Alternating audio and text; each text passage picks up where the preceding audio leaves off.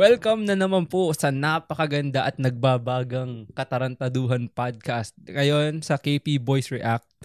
This is your boy Erwin. And it's your boy Kurt. Nakalimutan ko mag-intro. But anyway, ang ganda ng topic natin ngayon. Galing na naman sa ating TikTok live na viewer, which is si Gabi, Gabbi. Gabi, shoutout kay Gabi, ha? Shoutout sa'yo, Gabi. Kung mapanood mo man tong episode na to, this one's from you. So, which is yung unfollowing culture sa social media. Ay, gusto ko yan. Ikaw mauna, paring Kurt. Paring Kurt, gusto ko to eh. Unfollowing culture sa social media. Oo. Gusto mo malaman yung take ko dyan. Yan! Simulan mo habang mainit. Siguro para sa akin, ngayong 2024, napakagandang topic nito. Tsaka, masasabi ko lang, parang normal na to eh. Mm-hmm. Parang, in what way siya naging in what normal? way, parang kasi, may mga kaibigan ka, di ba? Mm. Parang pag yung, it's a sign na, pag in-unfollow mo isang tao, parang you're cutting them off. Parang ayaw mo nang ma-associate sa kanila. Teka, meron ka na bang in-unfollow sa social media? Ikaw yung sumasagot, pinasa mo sa akin. Tinatanong ko lang sa'yo. Ito, usapang talaga. Yeah. Kasi alam ko, madami kong masasabi dito. Kasi ito maganda madami to eh. Akong naririnig eh. Unang-una sa lahat, nakakatawa kasi ang social media para dapat yung pag-aani ng buhay ng tao. Pero instead, naging parang personal. Oo, naging personal. Yeah. Alam mo yun, kumbaga nagsimula tayo sa, ewan ko sa mga batang nanonood dyan, nagsimula tayo sa Friendster. Friendster ba muna? Oo, Friendster. Tapos meron din mga Multiply. Tumblr, di ba? Tumblr. Oo, Tumblr. Tapos dyan nagsimula yung ganitong klase ng sistema kung saan parang magpa-followan kayo or adding friends. Oo, totoo yan. Tapos pagka parang nagkaroon kayo ng beef or hindi pagkakaunawaan or parang nagkaroon kayo ng parang hindi na kayo okay. Yeah, unfriend mo, ganyan. So, going now to 2024, I think yung level nung unfollowing, yung severity niya, parang pag tinignan mo siya ngayon, mas malala na siya. Alam mo yun, as opposed to nung bago pa lang ang social media. Mas masakit ba kung maga? Oo. Kumbaga, pag in-unfollow, mas masakit. Kumbaga, ito na lang, bigyan natin ng napakagandang example, Katniel. Alam nyo, hindi na okay si Daniel Padilla tsaka si Catherine Bernardo. In-unfollow niya si... Nung nag-unfollowan sila. Totoo yan.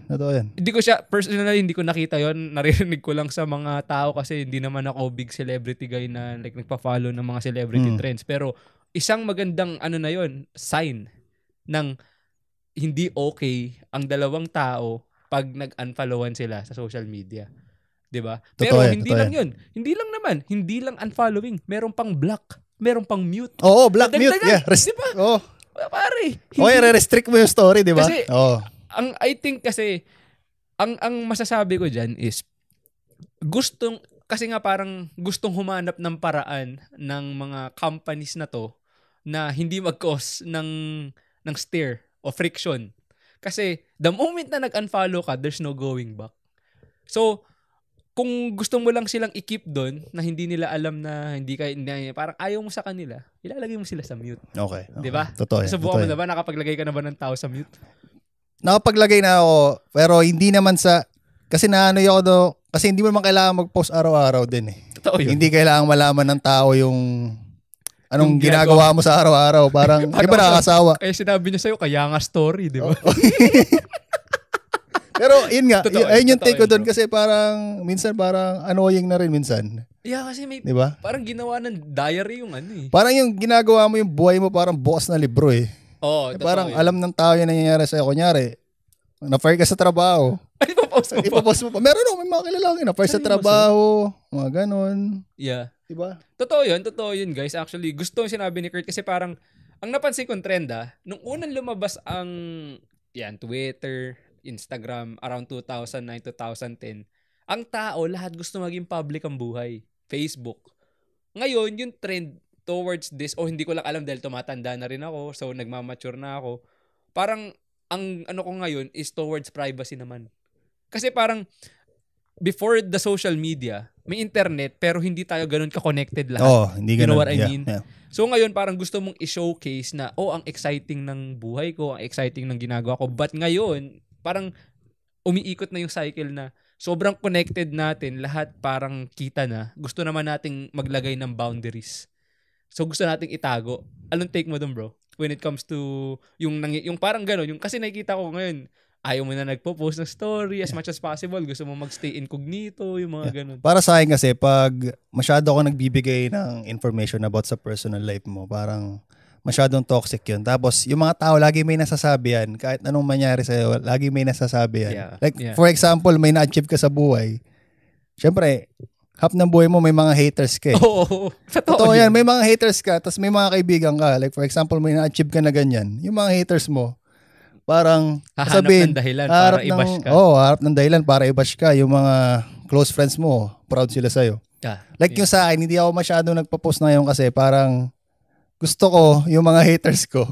Parang mag-wonder na lang. Mag-wonder ko ano nangyayari. Exactly. Yo. Like, kunyari, nagpunta ako sa ganyan lugar. Bakit? Paano ko na-afford yun? Hindi nyo alam. Diba? Bro, ang parang ganda. Yung one day na lang, malalaman na lang nila. Yeah, tapos hindi nila alam out of nowhere. Like, ang ganda teka, bro. may kinumento ka sa akin, may naghanap sa'yo sa LinkedIn eh. Diba? Oo. Kasi nga, ito guys, isang example. Hindi ko na lang siguro ibabanggitin yung background kung ba't niya ako hinanap. Sa mga hindi nakakaalam, no, so guys, di ba, alam niyo na itong podcast, nasa YouTube, ganyan. So, social media, technically. And then, may isa pa nga akong channel, yung kung saan gumagawa ko ng mga fashion film. So, as part ng topic ko dun, laging may mga parts na kailangan ko i-discuss, yung mga bagay na binili ko, mga damit. So, parang ang dating nun is, every video. Paano mo na-afford yun, di ba? Paano mo na-afford? So, itong person na to, I guess natawa ako out of nowhere. Kasi sa LinkedIn, guys, sa mga hindi nakakaalam sa inyo, kung hindi kayo friends sa LinkedIn, and anyway, bibigyan ko muna ng introduction or context, ano ang LinkedIn. Sa mga hindi nakakaalam, ang LinkedIn is isang social media for professional purposes. Diyan mo ilalagay yung trabaho mo. So technically, diyan ka pwedeng humanap ng work. So diyan yung mga professional accreditations mo, ganyan.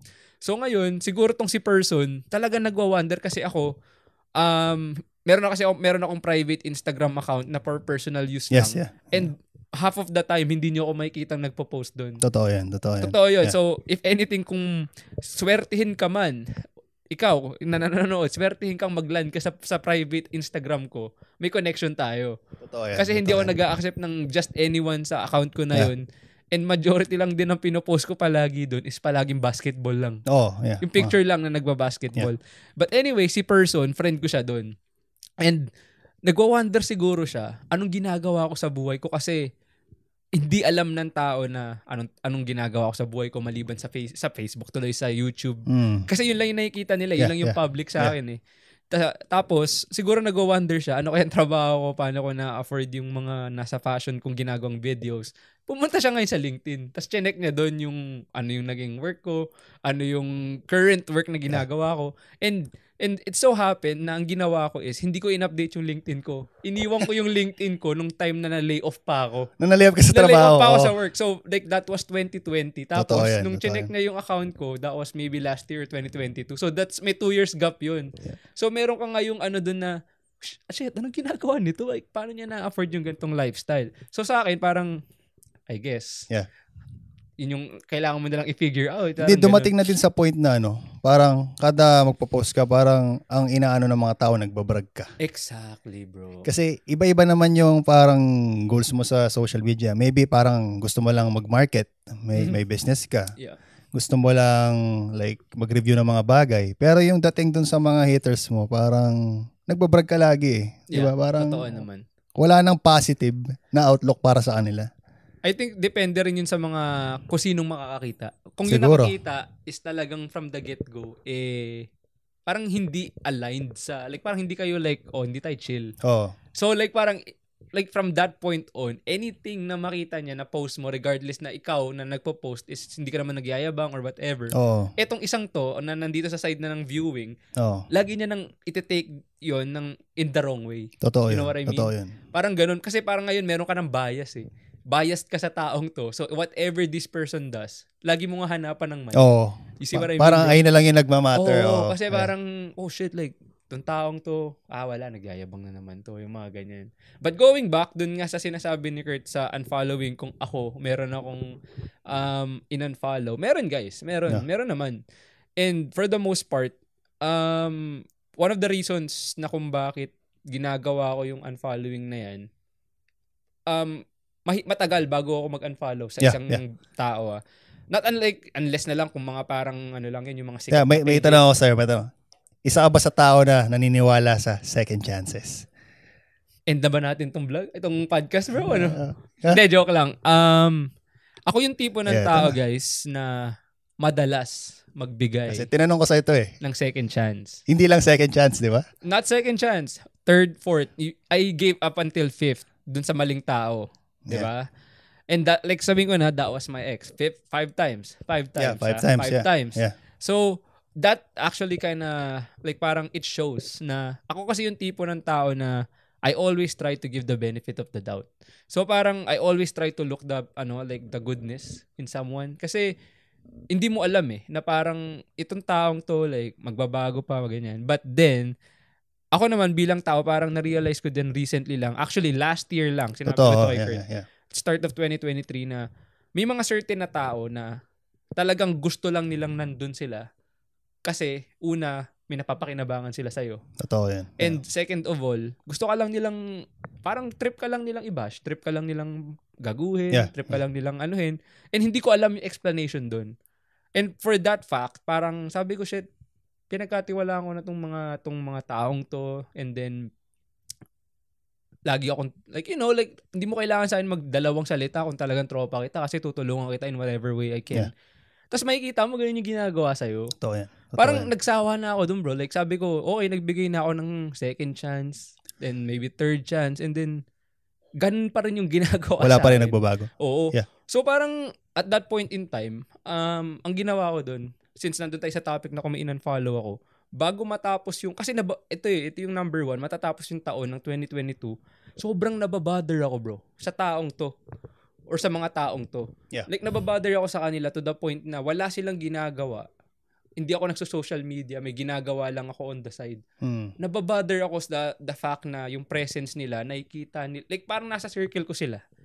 Kasi nga, di ba, going back sa sinabi ko, once na mag-unfollow ka ng tao, kinakat mo na sila sa circle mo. Totoo, yeah. Like parang you're cutting them out of your life completely. Yes, yeah. Di ba? Oh. So, nandun ako sa point na parang, shit, November 2022, bakit ganito ako nababother sa taong to, sa mga taong to na wala na, like at that moment, wala sila sa akin ginagawa, pero the fact na alam kong present sila sa buhay ko, sobra akong nababother. Like, talagang yung peace of mind ko, guys, like, talagang, kasi sabi ko, in time na yon lagi ako nagbabasa ng mga libro, and isang bagay na tumatak sa isip ko nun, if it costs your peace, yeah, it's too expensive. So, I like that. Yeah. Sobrang mahal nun, guys. Like, kung may mga bagay or tao or kahit na anong someone na lagi kang nababother, and then ang kapalit nun in peace of mind mo, kailangan mong alisin yun eh. Like, inabot ako ng 2 buwan para i-convince yung sarili ko. Kasi obviously, yung ika-cut out kong mga tao sa buhay ko, guys, ano yun eh. Bagat mga pinahalagahan kong tao yun. Totoo may pinagsamahan kayo eh. You know what I mean? Meron ka bang naisip na, shit, ang haba na ng pinagsamahan natin. Tapos parang, ayun ba yung nag-hold back sa'yo yung time tsaka yung relationship na yan? At the same time, para i-cut off yung isang tao. Parang at the same time, syempre kasi pinahalagahan mo yung time na meron kayo eh. Pero sa akin kasi, parang ano rin yan eh, the way I see marriage, or like yung bago kayo ikasal, or yung let's just say romantic relationship, hindi laging ang nagmamatter is yung tagal ng pinagsamahan. Kasi kung toxic kayo, tas 10 years na kayo, you guys will still remain toxic kahit na mag-settle down kayo. You know what I mean? So parang ang akin na lang dun is masakit na kailangan mong i-let go yung pinagsamahan nyo kasi obviously tatalikuran mo yun. Tapos ang tagal nyong magkasama eh. 'Di ba? Ito yung malapit na tanong ko sa iyo. So, base sa sinabi mo sa akin, siguro yung personality mo, regardless kung anong ginawa ng tao, nakikita mo pa rin yung good in them, 'di ba? Yeah. So, would you consider yourself na forgiving na tao? O like pag kinatop mo na, that's it? Forgiving ako naman. Forgiving ha. Pero pag pinatawad mo, it's not the same anymore. And ito yung sasabihin ko dyan, bro, to add that. Okay. Forgiving doesn't mean reconnection. Okay. I can forgive you, pero it doesn't mean we have to reconnect. Like, I'm done with whatever you did to me. It's okay. Okay na ako dun. Yeah. Pero we'll never be the same. Okay. And it's good na laging si Jack, every time, bro. Yeah. Like, bro, may chance pa ba? In time. Yeah. Na mangyayari yun. Lagi ko na lang sinasabi is, ayoko magsara ng tapos. Ayoko magsabi ng tapos. Ayoko magsara ng pinto. But as much as possible, I just wanna try to like, you know, like, lumayo. Kasi, ilang beses na akong naniwala eh. Like na ganun. Parang gusto mo pa bang ibalik yung sarili mo sa dating pinanggalingan mo? Kasi hindi mo naman sure na na parang ito na yung history. It doesn't mean na kung ano yung nasa history, yun ulit yung mangyayari. Kasi you never know. Baka nga, like I said, magbago yung tao, mag-improve. May pagbabago pa din, di ba? So, yun yung akin. Pero I forgive, pero it doesn't mean we have to reconnect. Yung mga ganun na bagay. Eto, since like kaibigan yan, di ba? Let's go deeper. Kumbaga, masasabi mo ba na sa pamilya, sa belief mo, kaya mo din gawin yan? Like toxic na, like family member. Nadali mo naman yung Kurt. Nadali mo na naman. Hindi, gusto ko lang malaman yung opinion mo doon. Nadali mo yung question na yun kasi pare, like there's deeper than that, like aside from friendship. Kasi pwedeng toxic yung family member mo eh. Like aside from that, meron naman talaga. Like ito, nangyari talaga sa'yo? Nangyari talaga. Okay. Pero this one like talagang dugot laman. Like blood talaga, blood. Yeah. Blood talaga. Yeah. And the thing is, it didn't take me 1 second like chances. Yung ginawa sa akin na yun, nung sa sarili kong kamag-anak na yun, man, it was crazy enough for me to like say, you know what? Fuck all this bullshit. I don't want to have anything, related sa inyo kasi sa ginawa nyo. Yeah. Like, minsan yung severity o yung degree ng ginagawa ng isang tao doesn't mean na parang, let's say, ganito gumawa siya ng, let's say, yung worst, yung maling ginawa niya sa'yo is ganito kalala. Minsan, pag ginawa ka ng ganito kalala, minsan, di mo na kayang bigyan ng second chance. Teka, ito ba? Mas matanda ba sa ito? Let pag nalasabi kung ano. Kasi meron tayong toxic Filipino culture na mas matanda ako, respetuhin mo ako. May ganun bang parang point na? Oo, mas matanda. And as a matter of fact, hindi ko naman din iniisip yun na yun yung basis na dahil sa mas matanda kaya nila ginawa yun.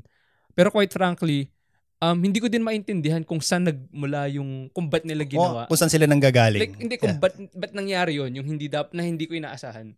Like, hindi mo ini-expect from that person. From family. From that family, bro. From that family member. Kasi man, like yung nangyari na yun, man, it's canon event type of shit, bro. Like yung tipong masisira yung buhay mo. Parang Spider-Man yan. Ganun talaga. Ganun kalupit. Grabe naman. Pare, ganun kalupit. So, like sabi ko, holy shit, you know what? Itong bagay na nangyari na to, it's enough para masira yung buong buhay ko. Grabe yun. Yung pinaghirapan ko. Lahat. Like, ganun siya kalupit na parang, you know what? Hindi ko tatanggapin yung bullshit na yan sa buhay ko na the moment na ginawa sa akin yun, I'm out. Like, walang communication, no nothing, unfollow, block, all that bullshit. Lahat. Yeah. Like, block right away, bro. Hindi lang unfollow, block. Pati sa buhay. Pati sa buhay. Pati sa buhay. Guys, kung pwede ko lang palitan yung dumadali na dugo sa akin, pinalitan ko na rin. Kasi social media na, yung ibang tao hindi nila na-realize it's not real life eh.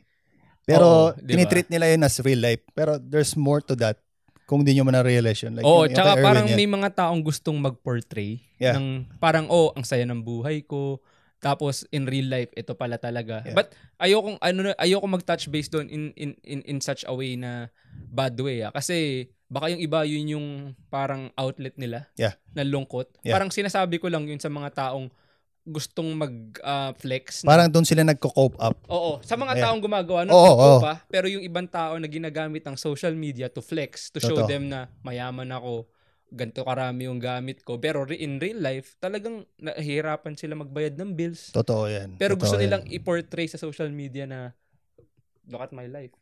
Kasi, you wish na ganito yung pero yung napakahirap dun kasi yung hindi mo alam yung tunay na nangyayari. Yeah. Kasi laging nami-misinterpret ng tao.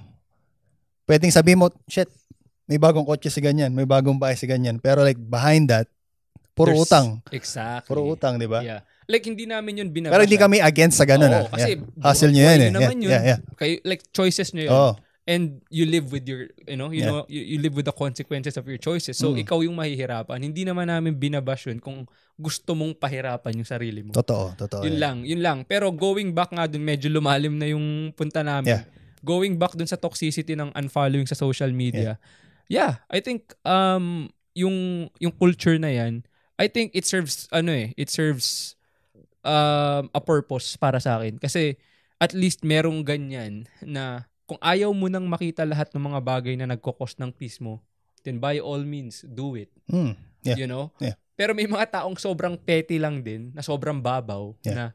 na, shit, hindi ako pinansin. Shit, di ako in-invite sa party. Ang follow ko na to. Oh, May mga yeah. ganun din Sobrang Kumbaga, babaw. parang, kung gagamitin mo siya in a good way, then it's good actually. May purpose siya. Yeah. Pero kung like, aabusuin mo lang, tapos pagbati na kayo. Kasi sa ex ko dati ganun, unfollow, block. May mga Diba? couple sa Facebook. Ganyan. Diba? This guy is single. Kasi di ba lumalabas yung mga ganun? Tapos magbabalikan na naman.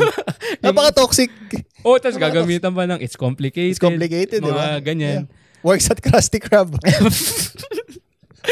Anyways, Ikaw ba, bro? Ako naman magtatanong. Sige. Meron ka bang in-unfollow sa social media kasi parang you feel like masyado nang nagkokos sila sa, like parang yung peace of mind mo na kinokos nila? Siguro, hindi ko in-unfollow. Kasi, siguro, I'm not that type of person. Siguro, masyado akong mabait. Yeah. Or what. Siguro, more of like mute lang. Mute or like restrict. Yeah. Pero kasi minsan, ako kasi, pag feeling ko sobrang toxic, dinidelete ko yung ano ko eh. Social media ko, diba? Oo. Like, binubura ko muna sa phone Ikaw ko. pa nag-a-adjust, ha?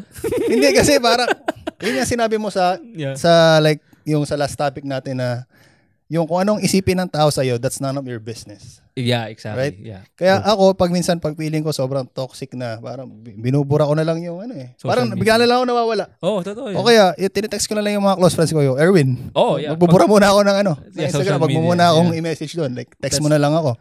Yeah, totoo Like, yan. para sa akin, hindi mo kailangan ng malaking circle eh. Sapat na yung small circle, pero yung kilala mo kung sino talaga yung totoong kaibigan mo, di ba? Tama. Pero follow-up question ko, bro. Ayaw mo ba silang i-unfollow kasi iniiwasan mo yung conflict na pwedeng i-cause nung pag-unfollow? Ayoko ng drama. Kasi hindi kasi ako ganun kapete din eh. Kasi parang ayoko naman na makita ko sila parang awkward. I see what you mean. Ayoko ng mga sitwasyon na ganun. Na, Tama. Sabihin nyo na plastic ako, pero fuck that. Hindi naman. Kasi ayoko nga nung umabot sa point na, shit, in-unfollow ko nito. Tapos makita ko siya sa like, inuman. Sa inuman. Parang awkward. Ayoko nung ganung feeling. So, ginagawa ko, minumute ko na lang. That works for me. Yeah, that works for him. Pero kung may ginawa talaga may ginawa talaga sa akin na malala. Hindi, lahat na, block na, unfollow, lahat na. Unfriend, di ba? Burado yun. Pero totoo nga yun, guys. Doon, maganda naman yun, yung sinabi na yun ni Kurt. Kasi nga, as much as, yung unfollow na yan, talagang ang cost yan pag pinindot mo yan, drama eh. Wala yan. There's no way out of it. Totoo. Conflict, drama, friction, anything na kahit anong gusto mong tawagin, totoo, sureball yan. Yeah. Magkukos yan ng something ng awkwardness. Oh. Pero ako kasi talagang decided ako eh. Yeah. Like, it's either my peace or my yung para lang okay kami sa pag magkakaharapan. Like, I don't really care anymore kasi para sa akin, all I care about is my peace, you know? If you're causing it, you better leave. Parang gano'n na lang. At saka at the end of the day, guys, gawin nyo what works for you. Like sabi nga ni Kurt, like yung nag-work kay Kurt, nag-work sa kanya, yung nag-work sa akin, nag-work. So whatever works for you, then do it. Pero believe ko kay Kurt, siya pa nag-a-adjust sa mga taong... Kanya-kanyang take lang din eh. Oo. Kanya-kanyang beliefs din, siguro. Yeah. So, ito, magkaano na tayo sa takeaway natin. Anong takeaway mo sa unfollowing culture para sa akin, social media? Ang take ko dyan, ang social media, hindi tunay na buhay yan. Ang ganda pa. Hindi tunay na buhay yan. Nakakuha yung sagot ko dun. Kung anong pinapost ni ganyan, hindi naman lagi na totoo yan. Yeah, diba? Take it with a grain of Tsaka kung may pinopost yung mga isang tao ng mga achievements nila, parang don't take it as nagyayabang. Parang be proud of it. Maging inspiration sana yung mga ganun. Tama. Tama. Galingan mo pa lalo, di ba? Oo, diba? Tama naman yun. Kasi minsan ang madalas na nakakaramdam ng ganun, I feel like, is mga may insecurity. Oo. Yeah, like, envy. Oo, envy, bias, you know. Pero kung from the get-go, may nafe-feel ka ng ganun sa certain na tao, bakit mo pa pinaliligiran yung sarili mo ng ganun? Bakit mo pa kailangang mag-follow sa mga taong magkukos lang ng kainisan sa'yo? You know? So, kung from the start, may control ka naman eh kung sino gusto mong i-follow eh. So, kung may mga taong sa tingin mo na magkukos lang sa'yo ng stare na parang magkakaroon ka lang ng mixed emotions tuwing makikita mo yung post nila, wag mo na lang i-follow. Kasi ikaw rin yung mahihirapan kasi nga, yung peace mo, yung dito at risk eh. Yeah. Di ba? Kung ayaw mo ng drama, mute mo. restrict mo. Exactly. Ganun lang. Very basic, di ba? Oh, basic lang. Yeah, i-mute mo. So ngayon, hindi mo makikita yung story nila. Hindi rin sila makakapag-message sa'yo or whatever. Or bago nila, pag nag-message sila sa'yo, I think hindi yata sa'yo magno-notify. So makikita mo na pwede mo siyang makita pero hindi lalabas na scene or something. Oh, yeah. See guys, na-try ko na lahat. So, kaya magaling yung mga yung nag-invento ng social media kasi noon walang ganun yung walang either unfollow or follow lang. Yun lang, may mga lang. mute, may mga restrict na kasi siguro sa drama na rin, di ba? Nga siguro ang dami nag-cause ng drama sa Tsaka I guess yung dagdag ko lang dun sa sinabing takeaway ni Kurt is ang social media hindi kailangan hindi nyo kailangan gawing diary na parang ang buhay nyo bukas na libro. Totoo yan. 'Di ba? Kasi may certain moments ng buhay nyo na it's nice to post. Pero may mga certain parts din ng buhay nyo na talagang yun yung pinaka-down nyo na hindi nyo gustong nakikita o pinag-uusapan ng tao. So, bottom line, mag-set kayo ng boundaries. Lalo na yung mga personal problems nyo. Like, kung may away yung pamilya nyo, huwag nyo i-post yan. Yeah. Sa lupa. Away sa lupa. Di ba? Away sa lupa. Yeah, yung mga ganun, kumbaga set it straight, di ba? Parang may mga bagay na siguro kasi pag heat of the moment, like talagang, yun yung sinasabi nila na pag sobrang galit ka o sobrang saya. Yung emotion yun nagde-dictate sa'yo. Pag heat of the moment, huwag kang mag-a-act on it. Yeah. Kasi most of the time, maaring pagsisihan mo yun. Kasi pag sobrang saya mo, maaring may gawin ka na sobrang drastic. At pag galit ka, ganun din. So talagang hindi siya advisable na gumawa ka ng anything na pag nandun ka sa dalawang emotions na yun, sobrang saya, sobrang galit. Kahit sa totoong buhay. Kahit sa totoong buhay naman. Parang applicable lang yung advice na yun when posting to social media din, di ba? Kaya yun lang. Kaya nga, as a matter of fact, ang nakakaalam lang sa mga close friends ko na nag-propose ako kasi hindi ako talaga nag-post sa social media. And ang nakakaalam lang is kasi obviously this is a biggest event or like a big event para sa buhay ng isang babae. Pinabayaan ko na lang yung fiancé ko na mag-post for her own. Kasi proudest moment na yun And I don't wanna take the spotlight away. Parang ganun. And I really like the fact na kinip ko yun privately kasi unang-una sa lahat parang ang saya lang niya. Na parang meron kayong treasure na kayong dalawa lang yung nagsishare. Na hindi kailangan malaman ng ibang tao. Ikat muna kita. Bye sa mga bashers na rin dyan. O bakit shinare mo sa podcast? Bakit mo share sa podcast? Kasi madaming nanonood. Gusto niya Oo nga. Kasi parang, diba, wala kayong pakialam. Hindi, pero ang sinishare ko dito is kwento na lang. Kwento. Diba? Kaya nga tayo nagpa-podcast para magkwentuhan din. Pero ako, hindi ko naman kayo finlad ng post. Ito yung sing-sing. Totoo. Pero guys, kung actually gagawa ko ng actual vlog video para dyan. Kasi yun yung parang sa akin, yun na lang yung bragging post ko. Pero through a form of cinematic video, yun lang. Parang yun lang. Kasi parang sa akin, gusto ko i-set yung boundaries ko and don't be that person na pupunta ka sa LinkedIn ng ibang tao para lang malaman mo kung anong trabaho nila or what they're doing sa buhay para lang, so yun lang. Parang set your boundaries and then don't treat social media as real life because it's not. So yun. Any more, bro? Teka, may ilawas pa ba tayo? Meron pa tayong mag-ranking muna tayo. Ano yung pinaka-toxic na social media para sa'yo? So, pinaka-toxic para sa akin, Facebook. Bakit? Kasi bro, alam mo yung mga nag-aaway sa comments? Yun lang. At saka, I guess kahit naman sa Instagram meron yun. Pero I guess kasi, ako binawasan ko na lang yung nilimitahan ko yung amount ng social media yung ginagamit ko kasi it takes so much of my day. So, parang ang main social media lang na ginagamit ko like, talaga is TikTok. Instagram. Guys, TikTok, ginagamit ko lang ang TikTok para mag-post. Hindi ako talaga nagbabrowse sa TikTok. Hindi ako nagto-Twitter. Hindi na rin ako nag-Facebook for like 2 years or 3 years. So, if anything, gamitin ko man itong mga social media na to is just to post. And that's it. Would you say na nung pumasok yung mga matatanda sa Facebook, naging toxic? Mas malala yata yan. Dun lumala ang Facebook Kasi nung mga kapanahonan natin, mga 2010 Totoo like mga bata-bata nung pumasok na yung mga pero wala kaming hate sa mga boomers Anyway, that's for another topic. That's another topic na lang. Kasi matatapos na yung time namin. So guys, thanks for tuning in sa episode na to. This is your boy, Erwin. And this is your boy, Kurt. Don't unfollow, just follow. Peace guys. Huwag nyo kami i-unfollow Huwag unfollow nyo.